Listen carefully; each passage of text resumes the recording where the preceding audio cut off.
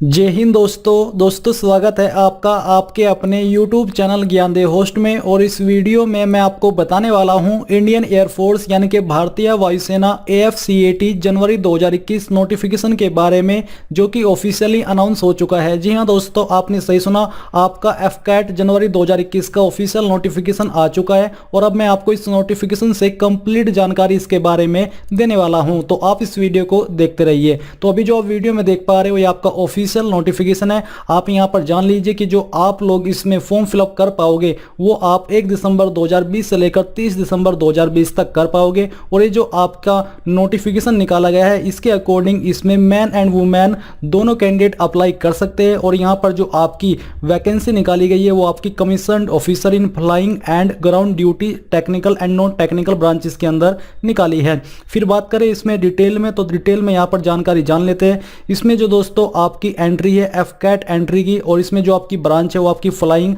Ground duty technical, ground duty non technical, और course number भी आप यहां पर देख सकते हो। इसके अलावा जो आपकी वैकेंसीज है वो आपकी फ्लाइंग के अंदर SSC 69 है। इसके अलावा ग्राउंड ड्यूटी टेक्निकल में आपकी यहां पर AEL में PC में 27 और SSC में 40, PC में यहाँ पर AEMPC में आपकी 12, SSC में 17 है। इसके अलावा जो आपकी ग्राउंड ड्यूटी नॉन टेक्निकल की वैकेंसीज है वो एडमिन PC में 12, SSC में 19, और ACCTS में PC में 6, SSC में 10, LGS में PC में 9 और SSC में 14 है। इसके अलावा जो आपकी NCC स्पेशल एंट्री है फ्लाइंग ब्रांच में, इसमें यहाँ पर आपकी 10% seats out of CDSC vacancies for PC and 10% seat out of AFCAT vacancies for SSC, यानी कि ये इसके लिए रखी गई है। फिर यहाँ पर दोस्तों नीचे आते हैं और थोड़ा और डिटेल्ड में इसके बारे में बात करते हैं। तो जो आपका यहाँ पर टाइप ऑफ कमीशन है PC फॉर मैन, उसके बारे में आप देख सकते हो, और SSC for man and women के बारे में भी यहाँ पर जानकारी रीड कर सकते हो। मैन जानकारी है आपकी एज लिमिट के बारे में कि इसमें अप्लाई करने के लिए आपकी एज कितनी होनी चाहिए। तो अगर आप फ्लाइंग ब्रांच पर अप्लाई करना चाहते हो तो आपकी उम्र 20 से 24 साल के बीच होनी चाहिए, जो कि आपकी एज काउंट की जाएगी 1 जनवरी 2022 तक। यानी कि अगर आपका जन्म 2 जनवरी 1998 से लेकर 1 जनवरी 2002 के बीच में हुआ है, इसका मतलब आप इसमें अप्लाई करने के लिए एलिजिबल हो। Upper age limit for candidate holding valid and current commercial pilot licence issued by DGCA India is flexible up to 26 year, यानी कि जिनके पास ये लाइसेंस होगा उनको 26 साल की उम्र तक अप्लाई करने का मौका दिया जाएगा। यानी कि वो कैंडिडेट 2 जनवरी 1996 अगर उनकी DOB 2 जनवरी 1996 से लेकर 1 जनवरी 2002 के बीच में है तो वो तब भी इसमें अप्लाई कर सकते हैं। फिर बात करें आपकी ground duty technical non technical branches की, तो इसमें अप्लाई करने के लिए आपकी एज लिमिट 20 से 26 साल के बीच रखी गई है। और यहाँ पर भी आपकी एज 1 जनवरी 2022 तक काउंट की जाएगी। यानी कि अगर आपका जन्म 2 जनवरी 1996 से लेकर 1 जनवरी 2002 के बीच में हुआ है तो इसका मतलब आप ground duty technical non technical branches पर अप्लाई कर सकते हो। फिर यहाँ पर जो आपकी फिजिकल की जानकारी है इसमें आपको physical, medical standard, educational qualification and selection process, तो यहाँ पर जो आपका सिलेक्शन प्रोसेस है उसके बारे में थोड़ा बाद में बात करेंगे। पहले आप यहाँ पर देख लीजिए कि आपको इसके ऊपर जो सैलरी दी जाएगी फ्लाइंग ऑफिसर रैंक पर वो आपको 56,100 रुपये से लेकर 1,77,500 रुपये दी जाएगी, जो कि लेवल 10 के अंतर्गत आती है। MSP आपको यहाँ पर 15,500 रुपये दिया जाएगा। Flight cadet will receive a fixed stipend 56,100 रुपये per month during 1 year of training, यानी कि ट्रेनिंग के दौरान आपको यहाँ पर फिक्स्ड 56,100 रुपये पर मंथ दिए जाएंगे। फिर दोस्तों इस तरफ आते हैं और जो अन्य जानकारी है उसके बारे में बात कर लेते हैं। तो यहाँ पर दोस्तों अगर आप इस ऑफिशियल नोटिफिकेशन में देखोगे तो आपको क्वालिफिकेशंस के बारे में डिटेल में जानकारी जानने को नहीं मिलेगी, इसलिए मैं आपको ऑफिशियल वेबसाइट से दिखाने वाला हूँ कि कौन सी ब्रांच पर अप्लाई करने के लिए क्या क्वालिफिकेशन चाहिए। तो ये आपकी ऑफिशियल वेबसाइट है और आप यहाँ पर देख सकते हो ग्राउंड ड्यूटी टेक्निकल ब्रांचेस पर अप्लाई करने के लिए क्या क्या एलिजिबिलिटी रखी जाती है। तो इसमें आपकी एज लिमिट जो कि मैं आपको बता चुका हूँ 20 से 26 साल होनी चाहिए। मैरिटल स्टेटस की बात करें तो candidate below the age 25 year should be unmarried, यानी कि अगर आपकी उम्र 25 साल से कम है तो आपको अनमैरिड होना जरूरी है।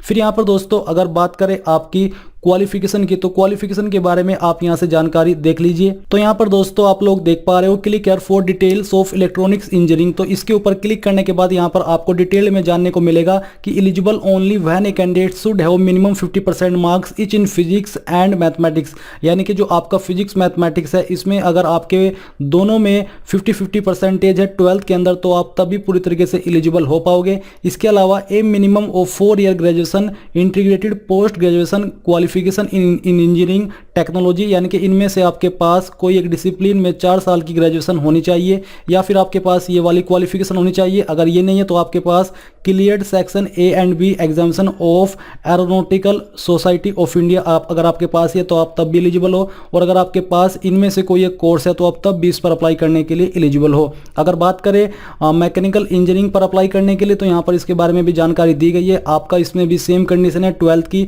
और जो आपकी ग्रेजुएट की क्वालिफिकेशन है उसके बारे में भी आप यहाँ पर देख सकते हो, आपके पास इनमें से कोई एक क्वालिफिकेशन होनी चाहिए।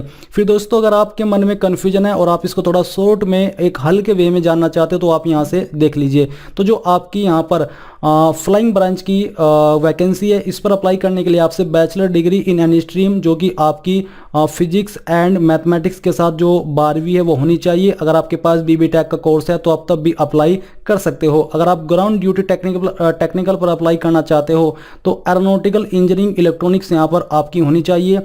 10+2 इंटरमीडिएट मिनिमम 60% मार्क्स आपके physics and math and minimum 4 year graduation आपके पास कोर्स होना चाहिए, जैसे कि मैंने आपको अभी बताया है। और अगर आप एरोनॉटिकल इंजीनियरिंग मैकेनिकल पर अप्लाई करना चाहते हो तो आपके पास मिनिमम 60% आपकी इस क्वालिफिकेशन के अंदर होनी चाहिए, जो कि आपकी physics and mathematics eight 12th level, and साथ ही आपके पास 4 ईयर का कोर्स होना चाहिए। ग्राउंड ड्यूटी नॉन टेक्निकल पर अप्लाई करने के लिए आपसे bachelor degree in any stream जिसमें कि आपके कम से कम 60% मार्क्स होने चाहिए। फिजिकल एलिजिबिलिटी की बात करें तो इसमें आपकी हाइट मेल में 157.5 सेंटीमीटर कम से कम होनी चाहिए और फीमेल में 152 सेंटीमीटर होनी चाहिए। अकाउंट्स पर अप्लाई करने के लिए आपसे bachelor degree in commerce BCom with at least minimum 60% marks और फिजिकल एलिजिबिलिटी यहाँ पर सेम रखी गई है। एजुकेशन पर अप्लाई करने के लिए आपसे क्वालिफिकेशन चाहिए और मेट्रोलॉजी पर अप्लाई करने के लिए आपसे master degree in any stream की योग्यता मांगी है। और जो आपकी एनसीसी स्पेशल एंट्री है इसमें अप्लाई करने के लिए यहाँ पर दोस्तों आपसे NCC air wing senior division C certificate and other details as per flying branch eligibility ये आपसे मांगी है। तो यहाँ पर दोस्तों आपने डिटेल में जानकारी जान ली है ऑफिशियल वेबसाइट से भी, और यहाँ पर आपने शॉर्ट में भी जान लिया कि एग्जैक्टली किस ब्रांच पर अप्लाई करने के लिए आपसे क्या क्वालिफिकेशन मांगी है। तो दोस्तों ये थी आपकी इसके बारे में जानकारी। अब यहाँ पर दोस्तों आप जो आपकी एप्लीकेशन फीस है उसके बारे में भी जानकारी देख लीजिए। इसमें अप्लाई करने के लिए यहाँ से आपसे 250 रुपये एप्लीकेशन फीस मांगी, जो कि आपकी नॉन रिफंडेबल है, यानी कि अगर भर्ती किसी भी पॉइंट पर जाकर के रद्द होती है तो आपको फीस वापस नहीं की जाएगी। बट यहाँ पर दोस्तों आप देख लीजिए कि जो कैंडिडेट एनसीसी स्पेशल एंट्री पर अप्लाई कर रहे हैं उनको एप्लीकेशन फीस पे करने की कोई भी आवश्यकता नहीं है।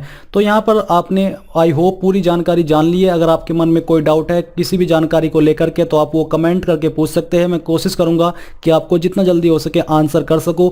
एंड इस वीडियो के लास्ट में आपसे यही कहना चाहूंगा कि आप इस वीडियो को लाइक शेयर और साथ ही साथ आपके अपने यूट्यूब चैनल ज्ञानदेव होस्ट को सब्सक्राइब करके बेल आइकन को ऑन कर ले, ताकि आपको आगे आने वाली वीडियोस के नोटिफिकेशन सबसे पहले मिल पाए। जय हिंद दोस्तों।